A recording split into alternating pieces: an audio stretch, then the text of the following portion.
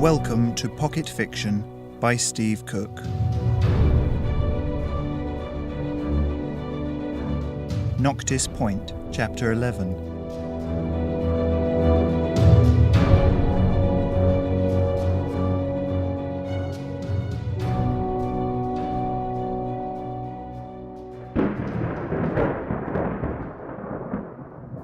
The simulated sky was stormy, and Alex wondered what the point was. Perhaps there was a storm going on outside and the algorithm that controlled the projection responded to that. Or maybe it was just another thing to make them feel at home. The temperature was noticeably lower to match the display, and Alex shivered.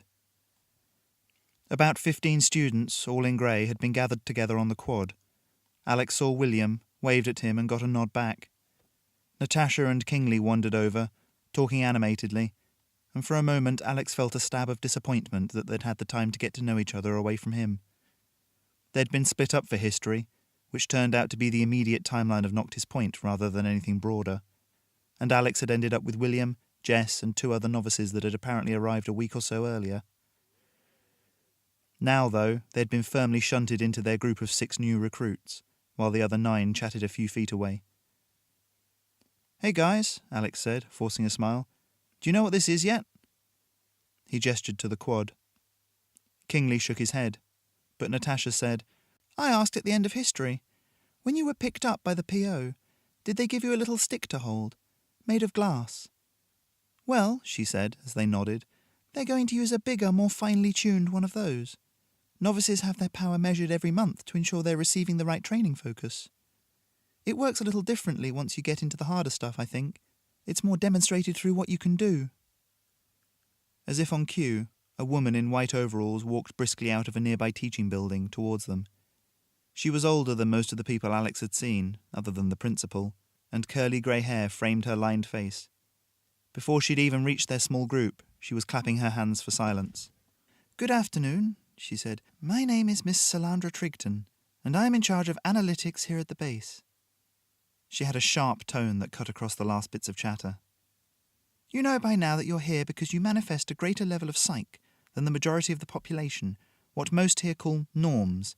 Well, in my department there's no such thing as a norm, no such thing as a psych. It's a spectrum like any other, and my job is to determine where you are on that spectrum. It's not just about raw power either. Success here is about focus." Alex noticed that 2 brown-overalled maintenance staff were wheeling over an object, slightly taller than Alex, covered by a sheet. "There's a long technical name for this device," Miss Trigton said, "but it's for measuring psychic ability, so we'll call it the psychic meter for now." The men pulled the sheet off the object, revealing a glass tube that was about a metre long. It was suspended in a frame that had wheels, and Alex could see measurements of some kind engraved on the side. "The tube is just glass, but the power is in these metal caps on either end. They contain a biomimetic circuit that interfaces with your brain and makes visible your power. The only skill you need is the one you had awakened in you this morning, and Captain Harris tells me that everyone was able to at least expand their SI to a small distance beyond their bodies." Alex perked up. He'd been able to see things meters away, right up to the other end of the room. What did that mean if some had only been able to extend their field a tiny amount? Then he remembered that Captain Harris had been augmenting the effect, and frowned. "Any questions?" Miss Trigton looked around the 6 new recruits and nodded. "Very well." She raised her voice, encompassing the other novices. "Gather round, please, and make an orderly line." Almost immediately, Alex felt someone shove into him as they walked past, way too close. "What the hell?" he said, dancing awkwardly to keep his footing. Raz turned and looked at him with ice-blue eyes, then brushed off the arm of his coverall where they'd collided. "Sorry you were in the way," he said. Alex felt a stab of anger and squared his shoulders at Raz. "You ass—" "Alex!" Kingsley said, reaching over and putting a hand on his shoulder. "There's more important things going on." He nodded over to where Miss Trigton was watching them with one pointy eyebrow raised. Alex took a place behind Natasha, aware that Raz's eyes and his mocking half-smile never left them. "If you 2 boys are quite finished," Miss Trigton said, "we will begin." She beckoned to the first person in the line, and despite his anger, Alex watched as a young woman stepped forward. She raised a hand and rested it flat on the tube. Nothing happened for a moment, and then Alex saw a light kindle inside the glass cylinder. It started at the bottom and moved, as if the tube was slowly filling with some phosphorescent liquid. The light reached 3/4 of the way up the tube, still diffuse and fuzzy, and then began to collapse in on itself. Like a camera lens focusing, the light grew thinner and sharper until a solid-looking bar of light floated inside the psychic meter. "Very good," Miss Trigton said. "You have been practicing, Alice, and it shows." She had taken a soft screen out of one pocket and was making notes with rapid bird-like pecks. "In fact, based on this, I think it's time we advanced you to, let's see, yellow 1. Alice's face flushed with pleasure, and the light in the tube wiggled in response, bands of fuzziness rippling down it. "Elsie will tell you more about your new timetable. For now, go and fetch new overalls." Miss Trigton smiled warmly, watching as Alice almost skipped away over the quad. One by one they went before the machine. William was the first of the new recruits.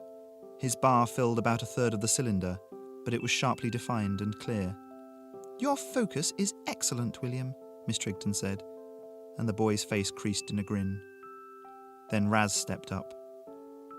As soon as his hand touched the meter, it glowed to life. Alex's heart sank as he saw that the tube filled to the top with a light that was already well defined, a firm cylinder of white light that pulsed with a slow heartbeat. Miss Trigton narrowed her eyes. "You have done this before, young man," she said quietly. Alex strained to hear the answer, but Raz was almost whispering. Alex noticed that the bar of light did not even waver as Raz spoke. The teacher made a note, but no further comment. She watched, lips pressed thinly together, as Raz walked to stand a few paces away, smirking. Kingsley was next. His light bar was fuzzy, but he still looked triumphant as he almost filled the meter to the top. "You have the opposite goal to William's," Miss Trigton said. "You and he could learn a thing or two from each other. Power is nothing without focus, and vice versa." She nodded. "Next." "Good luck," Alex said quietly. Natasha stepped up and touched the meter. Almost immediately, the light sprang into being, already filling the chamber halfway. It wavered, but the shape generally held. "A solidly average result there, particularly for someone new," Miss Trigton said, and Natasha's face fell. "Don't take my words as criticism, child," the teacher added.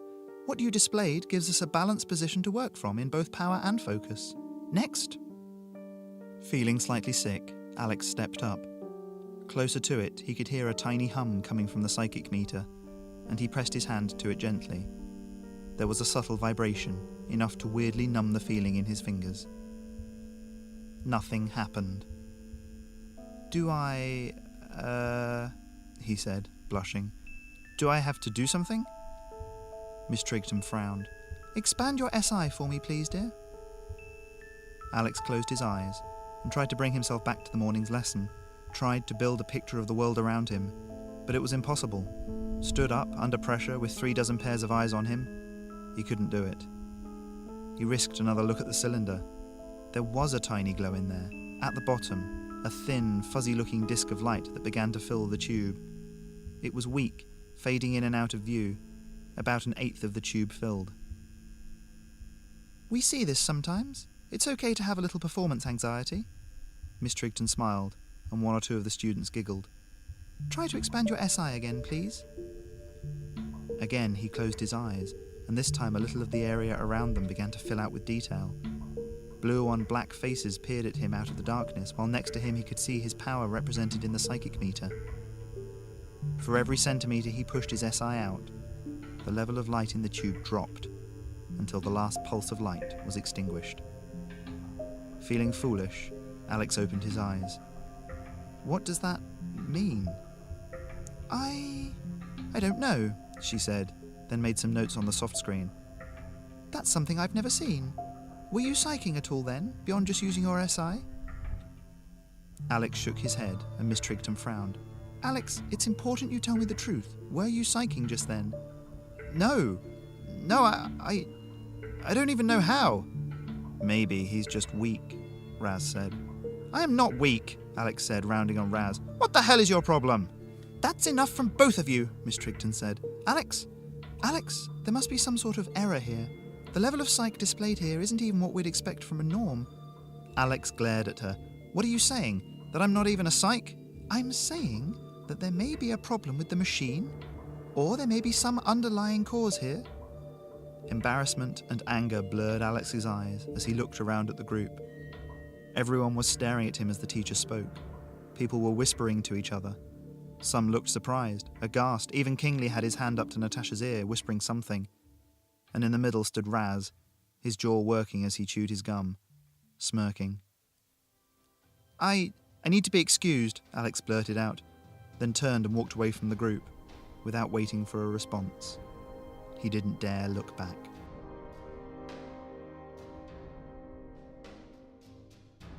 You've been listening to Chapter 11 of my novel Noctis Point. For more episodes of this podcast, and for blogging about writing, visit stevecookfiction.com.